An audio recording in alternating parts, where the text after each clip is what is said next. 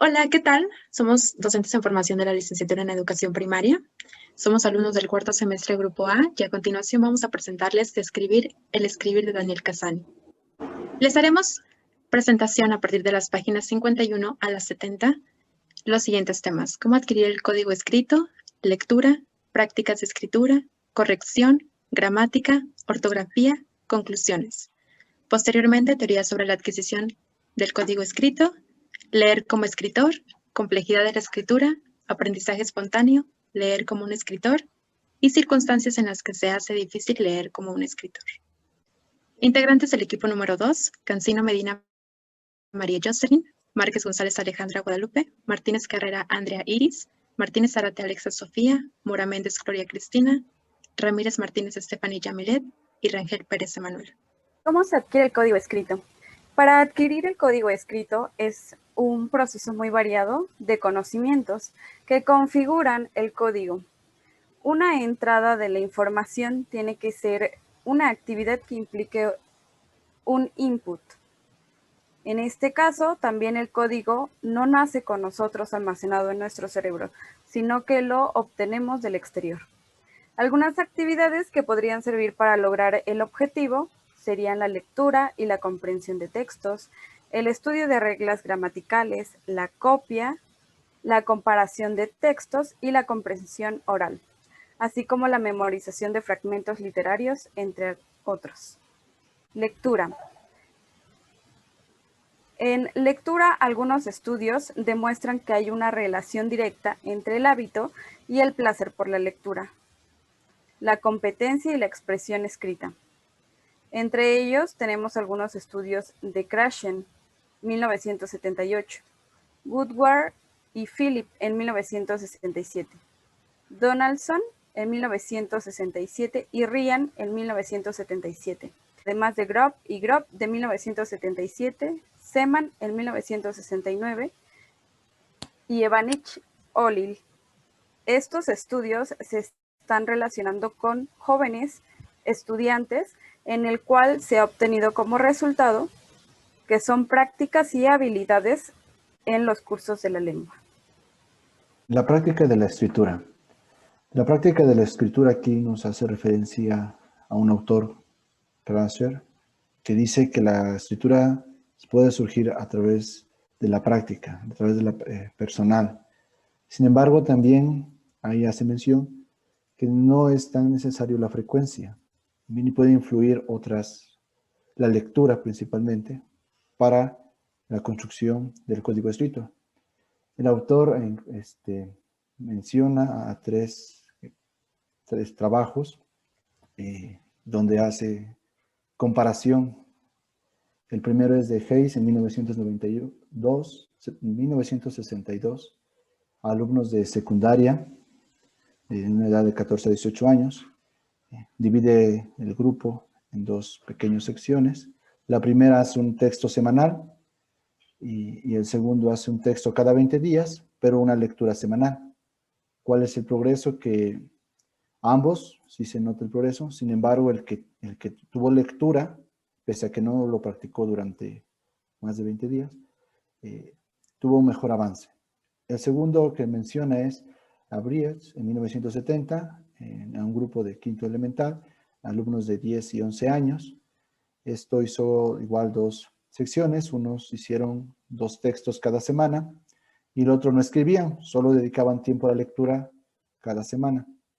En los resultados fue que ambos secciones pues hubo un progreso significativo, pero el que practicó la lectura tuvo un mejor desempeño a la hora de hacer sus escritos. Y el tercero, de Christianses en 1965, que se lo aplicó a estudiantes de 18 y 19 años, en donde en un grupo hicieron 24 textos al semestre, no practicaban la lectura. El otro grupo solo hicieron 8 textos, 8 textos escritos por el semestre. Y hacían lectura, pero de lecturas seleccionados en prosa. ¿Cuál fue el progreso? Para ambos grupos, el mismo. Hubo un progreso paralelo. Continuamos con corrección. Bueno, varios estudios analizan la corrección como lo realizan los autores Beach, Simmons, Arnold y Steve. La corrección es positiva si se realiza durante la redacción de los textos. Un ejemplo sería cuando se corrigen borradores o incluso un esquema inicial. Por otro lado, no suelen ser útil cuando se realizan al final, por ejemplo, cuando el profesor corrige las versiones finales de los textos de él o de los alumnos. Los autores que se mencionaron anteriormente realizaron diferentes estudios. Por ejemplo, Arnold, 1964, comparó dos grupos de alumnos de entre 15 y 16 años. Él llegó a la conclusión de que al final del año no se veían las diferencias entre las competencias de expresión escrita de los dos grupos. Steve, en 1967, también realizó el estudio en estudiantes de 18 y 19 años. Él analizó los efectos de distintas formas de corrección, aunque él tampoco encontró diferencia alguna. Simmons, en 1979, al contrario, él se basó en entrevistas entre el profesor y el alumno, pues era muy beneficioso para el aprendizaje. Finalmente, podemos decir que cuando el profesor revisa los textos y los corrige, los alumnos dan mejores resultados, pero si no se realiza la revisión, claramente, como lo mencionan algunos autores, no dan los resultados que uno espera. Cassani, en su subtítulo Gramática, nos habla sobre algunas investigaciones que demuestran que la gramática en realidad no influye tanto en la adquisición del código, tal como el estudio hecho por Ellie en Nueva Zelanda con adolescentes de 14 a 18 años, en los que compararon en tres grupos. El primer grupo estudiaba la gramática tradicional. El segundo grupo estudiaba gramática transformacional y el tercer grupo no estudiaba ningún tipo de gramática. Durante los 3 años que fueron observados, encontraron que no había ninguna diferencia en la adquisición del código. Otro estudio fue el de Bamberg, en el que comparó la cantidad de gramática que estudiaron en la escuela escritores con experiencia y escritores novatos, y no hubo ninguna diferencia. Otro estudio fue Mavrokenes y Padak, en el que compararon la eficiencia de la lectura y la comprensión oral simultánea y los ejercicios estructurales de manipulación sintáctica en 3 grupos de alumnos con niños de 14 y 15 años. Para hacer este estudio necesitaron una grabadora y al mismo tiempo una libreta y un lápiz en el que los niños escuchaban un audio y lo iban transcribiendo, y notaron que era mejor la capacidad de adquisición del lenguaje, del código, que de la manera que solo era escribir o escuchar. Otro estudio fue el de Clark, en el que analizó los efectos que produce la supresión de los ejercicios de gramática y el incremento de la lectura. Los resultados dijeron que la gramática no incrementaba la adquisición del código, contrario a la lectura consecutiva. Y para finalizar está el estudio de Adams con niños y niñas de 6 a 12 años, en el que se dio cuenta que para mejorar la expresión escrita era más beneficioso el estudio de la literatura que el de la gramática. Fueron solamente 33 semanas de clase para darse cuenta que en realidad era mejor estudiar la literatura que la gramática en sí. Para el siguiente subtítulo, Cassani nos dice que Rojis estudió las estrategias que utilizaban 17 niños de tercero y cuarto grado de la escuela elemental, que son entre 17 y 10 años. Para estudiarlo, notaba que la adquisición de la ortografía se daba en 2 puntos, en 2 vertientes. La de los niños avanzados y los niños rezagados, en la que los niños podían escribir una palabra nueva separando letra por letra, o si ya la habían visto, que es el esquema de visualización, memorizaban esa palabra para poderla escribir con la ortografía correcta. Mientras que los niños rezagados no podían mostrar ninguna de estas 2 técnicas, simplemente utilizaban la separación silábica. Entonces, ahí Cassani nos dice que Rojis se basó en el esquema que muestra Di Stefano y Haggerty, en donde se distinguen 5 etapas. La etapa precomunicativa, donde los niños pueden usar los signos del alfabeto para representar palabras, pero no tienen conocimiento o relación del sonido con la grafía. La etapa semifonética es donde el niño puede descubrir que las letras representan sonidos, que pueden escribir palabras con 1, 2 o 3 letras. La tercera etapa es la fonética, donde el niño representa sistemáticamente todos los sonidos de la palabra. Y la cuarta etapa es la transitoria, que es donde se encontraban los niños avanzados, donde se pueden apoyar en la memoria visual y en la analogía morfológica que en la fonética. Y por último, la etapa final es donde el sujeto ha adquirido el sistema ortográfico y puede reconocer las formas incorrectas. Esta etapa la alcanzamos a una edad adulta, donde ya podemos tener más experiencia con la ortografía y la lectura. Podemos concluir los siguientes puntos que nos dicen que la comprensión lectora y la lectura por el placer es con creces la actividad más eficiente para adquirir el código. También parece ser imprescindible que todos los buenos escritores son o han sido durante un largo periodo de su vida buenos lectores. También nos dice que los experimentos no pueden aportar datos claros sobre el valor de las prácticas de escritura, pero sí nos pueden demostrar bastante qué técnicas son más o menos efectivas. También la corrección del profesor no siempre puede ser útil y solo es efectiva cuando se realiza durante el proceso de composición del texto. También nos incluye que la instrucción gramatical no es demasiado útil para adquirir el código, así como lo habíamos nombrado anteriormente.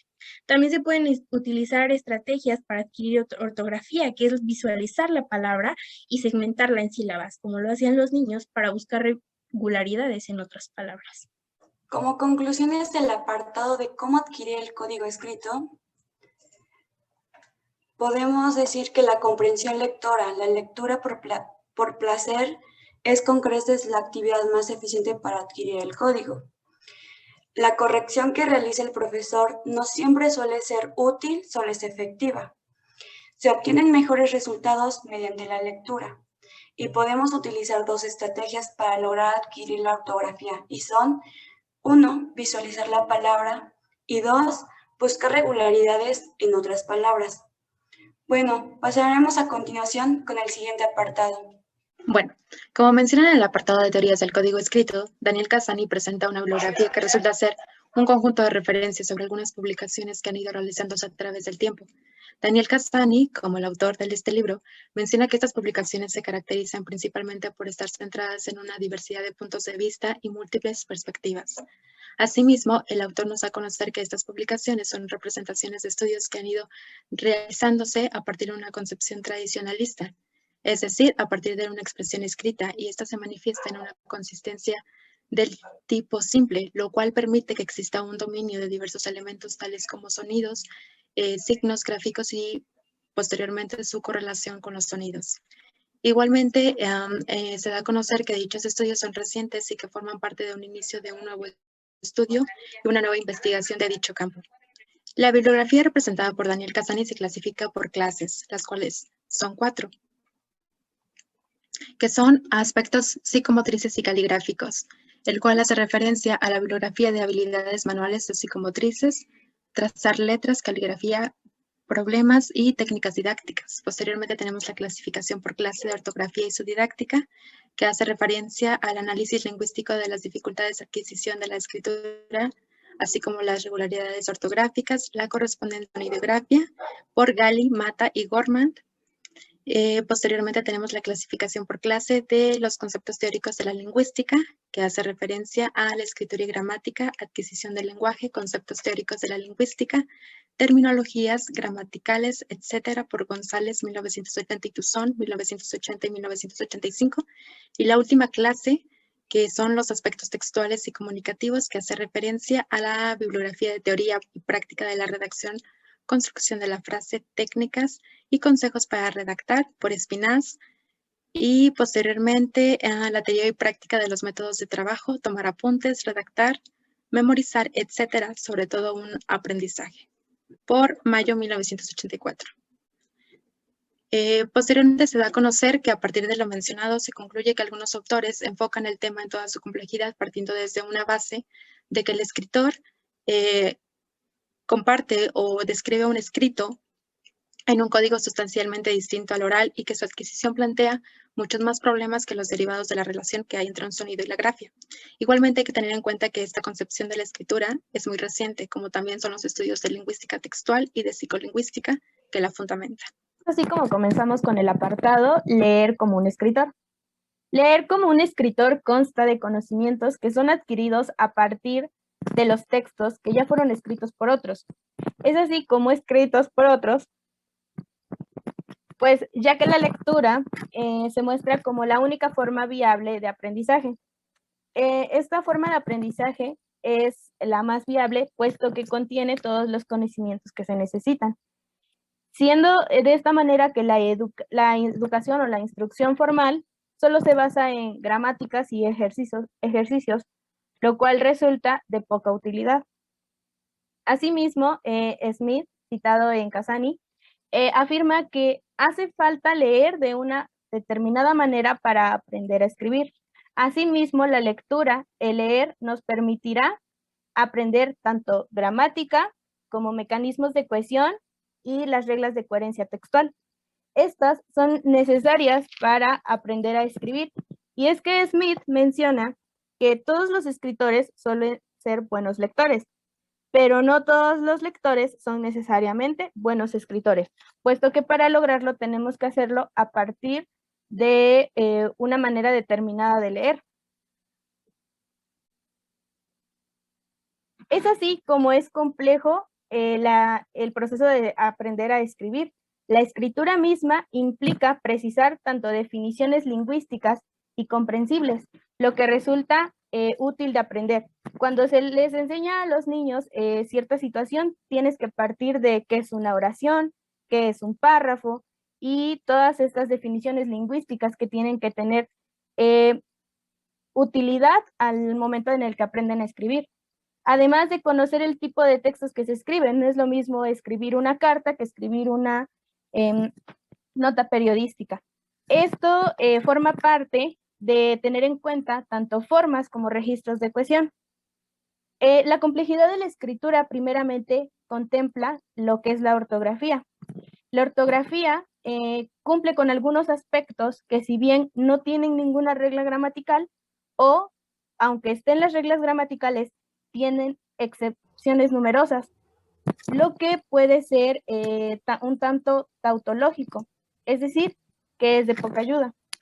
En esta ortografía tiene mucho que ver tanto la puntuación, que si bien se trata de una nula regulación estricta y precisa, es muy difícil que un escritor sepa dónde asignar puntos en tanto si son comas o si son punto y coma, lo que no es un conocimiento estricto y preciso que se tenga.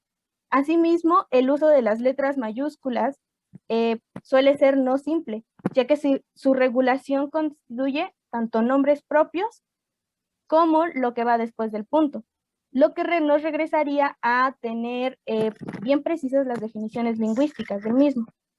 Según Smith, citado en Casani, tan solo se aprende a escribir a partir de los textos ya escritos, como se había mencionado anteriormente. Por lo tanto, sugiere que solo leyendo se aprende a escribir y esto mismo Miller lo considera como espontáneo. Parte de la importancia de la puntuación es la riqueza de la coma. Es muy usual y suele ser de mucha complejidad para los escritores, ya que puede dar sentidos distintos. Como lo es en este caso, puede ser la solución. Vamos a perder poco, se resolvió. O bien, vamos a perder poco, se resolvió. También puede cambiar una opinión, desde no queremos saber a no queremos saber. O bien, la coma puede condenar o salvar. No tenga clemencia. O bien, no tenga clemencia. Una coma hace la diferencia entre dos puntos de vista. He ahí su complejidad. Siguiente. Asimismo se cita en Describir el escribir que el único modelo para escribir una carta es una carta. Además de, si queremos aprender a redactar una noticia periodística, tenemos que leer en un periódico. Para poder aprender a escribir una carta, es necesario leer cartas. Si queremos escribir una nota periodística, es necesario leer el periódico. Es importante considerar a la lectura parte crucial del aprendizaje de la escritura. Siguiente. El aprendizaje espontáneo. El aprendizaje espontáneo, Smith, citado en Casani, nos dice que nosotros debemos aprender a escribir como se aprende a hablar. Es decir, a través de un aprendizaje no formal, a lo mejor no forzado, espontáneo propiamente, ¿no? Ahí también nos hace hincapié de algunas características. El aprendizaje espontáneo debe ser incidental, es decir, que aprendemos sin que aprender sea nuestro propósito primordial. El aprendizaje espontáneo tiene que ser sin esfuerzo, es decir, que no tenemos que hacer ningún esfuerzo especial para poder aprender, tiene que ser de forma natural. Tiene que ser vicarial, es decir, que aprendamos de lo que hace y ha hecho otro. También el aprendizaje espontáneo se da a través de la colaboración, es decir, que aprendemos en colaboración con los demás que nos ayudan a conseguir lo que queremos. Es inconsciente el aprendizaje, el lenguaje tiene que ser inconsciente, o sea, que no somos conscientes de nuestro aprendizaje, sino que más adelante pues nos vamos a dar cuenta de que utilizamos una palabra o alguna expresión que antes no habíamos utilizado. Tenemos que tener en cuenta la lengua de uso, es decir, esta lengua la aprendemos con la práctica, aprendemos a ver cómo se usa la lengua con un propósito concreto y en una situación determinada. Y esta lengua debe ayudarnos a pertenecer a un grupo. Aprendemos un uso de la lengua porque nos interesa poder hacer lo que se consigue con este uso. También aprendemos una determinada forma de usar la lengua porque nos gusta esa forma y este uso de la lengua de la misma manera que le gusta a aquella persona a quien a nosotros a lo mejor nos causa admiración. En este sentido, queremos ser como esta persona, queremos pertenecer a ese grupo. Por eso la lengua también nos lleva a pertenecer a un grupo. Aquí el autor hace hincapié en esta parte, en pertenecer al grupo. Por eso ahí describen que los niños, al primer grupo al que quieren pertenecer y a quienes tienen contacto, desarrollan su habla, son con los padres, con sus papás, después con sus amigos, con sus compañeros, después con sus personas favoritas, hablan de sus artistas, hablan de sus jugadores de deportes favoritos. Entonces, se puede decir que los niños hablan y aprenden la lengua por un interés en el sentido de la pertenencia de a un grupo. Si el niño no tiene interés o la persona que por quiere aprender a hablar o escribir no tiene interés por adquirir esa lengua, no lo va a hacer. Entonces, aquí también se describe que se escucha de dos formas, uno como emisor y otro como receptor. El escucha como emisor comprende el lenguaje y aprende propiamente el lenguaje. Y aquel escucha como receptor solo lo entiende, pero no lo desea aprender porque no le interesa. Siguiendo con el apartado de leer como un escritor, tenemos que en la tesis de Smith se habla de dos lecturas, la lectura de leer como un escritor o como un emisor y la de leer como un receptor. En la de leer como un emisor, estamos reescribiendo el texto junto con el autor. Y es que la persona que está leyendo pues se vuelve un aprendiz de escritor y forma parte del grupo de personas que desean saber cómo escribe el autor. Y entonces aquí el autor se convierte en un colaborador y a mi parecer el principal, porque él hace todo lo que nosotros quisiéramos hacer y no podemos. Por ejemplo, escribir con ortografía y gramática, y es lo que hace el autor del texto, y también puntúa y da cohesión, y cohesiona el texto. Y todo esto nos sirve le sirve al aprendiz para que aprenda, y aquí hay una frase que que menciona claramente lo que aprende el aprendiz y es la siguiente: leer como un escritor, aprendemos a escribir como un escritor. Y la otra lectura es leer como un receptor, que es lo que la mayoría de nosotros hacemos, y es que solamente nos interesa comprender la información y pues no nos interesa adquirir el código escrito. Y al leer como un receptor, pues hay circunstancias en las que se nos hace difícil leer como un escritor.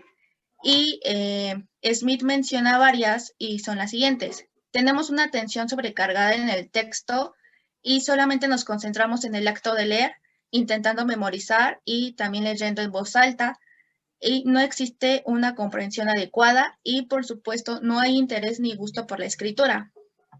Habla también sobre que el aprendiz de escritor necesita aprender técnicas que un texto no ofrece.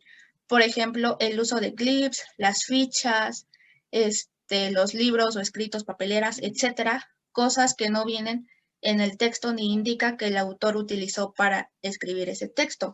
Y entonces nos dice que necesitamos desarrollar buenos procesos de composición de textos. Bueno, eso sería todo de nuestra parte. Agradecemos su atención, esperando que la información proporcionada sea de tu utilidad. Que tengas un excelente día. Gracias.